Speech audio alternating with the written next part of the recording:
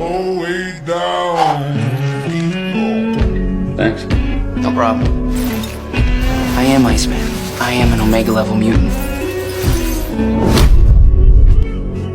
My ability to control temperature has no limits. I can rapidly drop the surrounding temperature. I can freeze the moisture in the air on the spot. I can shape it into ice walls, ice blades, or ice projectiles. In battle, I cover myself with a layer of ice armor. It boosts my defense. I can even transform into a living form of organic ice. It may look no different from regular ice, but in this state, physical damage barely matters. Even if I am shattered, I can rebuild myself with the water around me or within me. That makes me nearly immortal. People sometimes compare me with Pyro. They think fire can melt ice. On the surface, it looks like he is stronger. But when he plays with fire to impress girls, I can freeze his flames from a distance.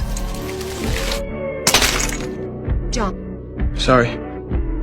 There were times I wanted to beat him up for being such a reckless fool. I held back, not because I was weak or afraid.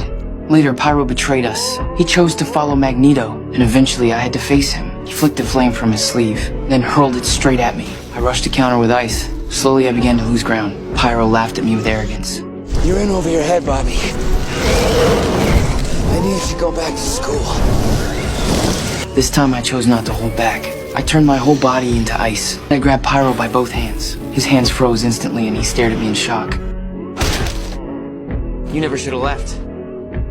Even though my ice form is powerful, I still fell before the Sentinels. In the future timeline, the Sentinels began hunting down mutants mercilessly. To protect the ones being chased, I formed an ice slide out of thin air.